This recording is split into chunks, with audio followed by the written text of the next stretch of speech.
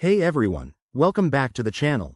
Today, we're diving into a super practical topic: how to transfer money from PayPal to Revolut Junior in 2025. Whether you're a parent topping up your kid's allowance or just managing finances for a young one, this step-by-step guide will make it easy and hassle-free. Let's get started. First things first, you'll need a few things in place.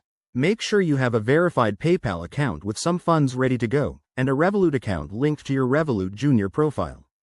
Revolut Junior is designed for teens and kids, so as the main account holder, you'll handle this from your adult Revolut app. Also, keep in mind that by 2025, Revolut might have updated features, but the core process should stay straightforward. Step 1. Open your PayPal app or website and log in securely.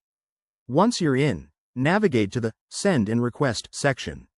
Here, you'll want to add a new recipient. If you haven't linked your Revolut account before, you'll need to enter the email or phone number associated with your Revolut account.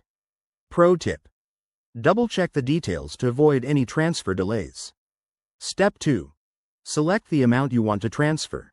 Remember, there might be fees involved, especially if you're converting currencies, so keep an eye on that. Confirm the transfer details and hit Send. Now, switch over to your Revolut app. The funds should appear in your main Revolut account within a few minutes to a couple of hours, depending on processing times. Once the money is in your main Revolut account, Step 3. Go to the Juniors section in the app. Select your child's Revolut Junior account and initiate an internal transfer.